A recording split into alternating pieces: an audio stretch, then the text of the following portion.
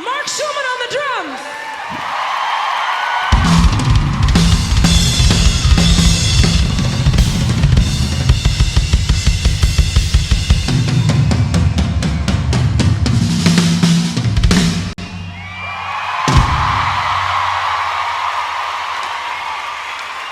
The drummer for Pink, Foreigner, Cher, Billy Idol, Velvet Revolver.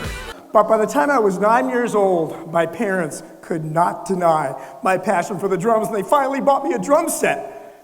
And then when I was in high school, I had my own band, and we played every weekend. We played schools, we played colleges, we played bar mitzvahs, we played weddings, and that led me into my 20s, my own original band. I was the leader of this band.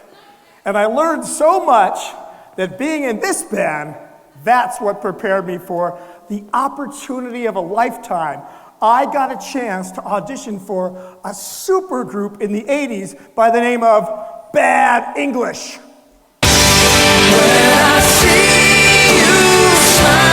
And I'm getting so incredibly nervous that the butterflies in my stomach, they turn into bats. My heart is just beating really, really loud. My palms are sweaty. My mouth is dry. By the time I get to this audition, I can barely breathe. Anybody ever been there? Been that nervous? Yes, you know it. I can't tell my internal meter, my internal tempo, which for a drummer is critical. But it makes me calm down just a little bit. I feel like I'm just starting to get into the groove. Jonathan Cain stops the band. He looks at me with a really disapproving look and says, "Mark, you are rushing." Oh. You can imagine, that's the last thing a drummer auditioning for a world-class band wants to hear is that I'm rushing. And frankly, the only thing that feels like it's rushing is the blood out of my head, you guys. I'm queasy. And then finally, Jonathan Cain slowly, calmly waves the band to stop. And I look over at Ricky Phillips, and he's giving me a thumbs up. And Jonathan Cain gets up behind his keyboard rig. He walks over to the drum set. He extends his hand and goes, "Thanks very much, Mark. If we're interested, we'll give you a call. You can go now. We've heard enough." Oh, you guys. So I realized, wait a minute. I'm not one to wallow in self-pity. I'm resilient. And right then, I have a moment of clarity. I'm going to bust my nerves and fear into submission and transform them into confident peak performance. Until I uncovered the habits and rituals that have brought me down the path to you, and conquering life stage fright was born. You have clarity, capability, confidence, confusion, confinement, collapse. You're either on the path or you're off the path.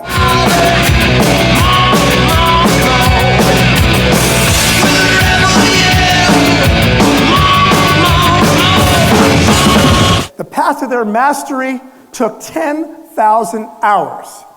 Now, I say if you spend 10,000 hours doing anything, what you've actually done, you've developed step number 2, capability. Capability.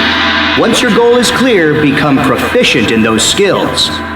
Capability represents preparation, education, the proper feeding your mind, the proper execution of skills. You are busting down barriers and solving problems to get to the capability you have so specifically clarified.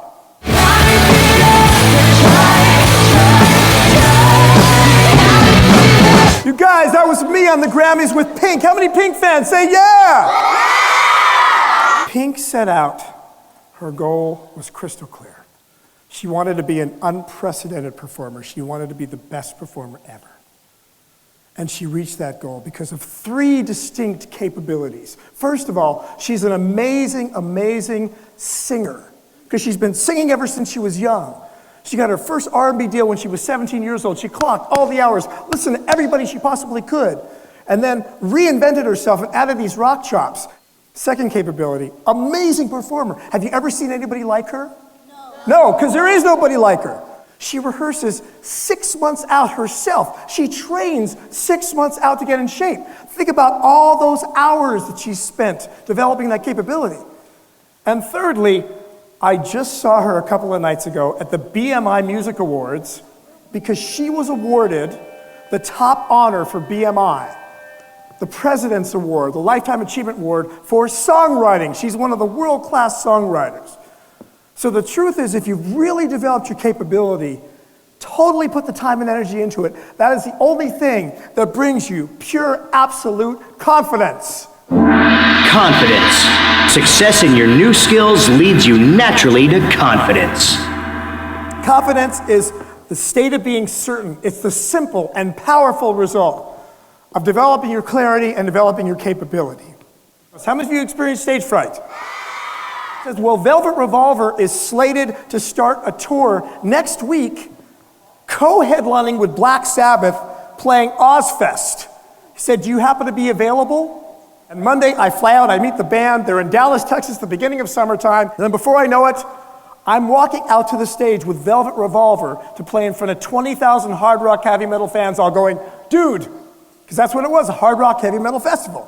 So I'm walking out, and I'm thinking, you know, Scott, the singer, he's going to introduce all these rock and roll icons with names like Slash and Duff. Then he's going to introduce Mark Schulman. Sounds like a Jewish dentist or an attorney. Matt Sorum couldn't be here today because he broke his hand in a bizarre water skiing accident.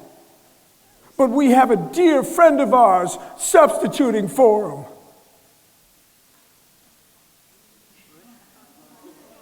And he's going to tell you his name. Then I look over at Slash, and Slash is covering his eyes and walking off the side of the stage. And I look over at Scott. Scott won't even look at me. I'm on my own. I close my eyes. I pray. And then I get another moment of clarity. And in this moment of clarity, I laugh to myself. I realize my name doesn't matter. My past accomplishments don't matter. The only thing that matters now is what I do. I open my eyes, and I look at Scott, and I give him a confident smile. And I look down at my drums, my friends, my pals. And I do something like this.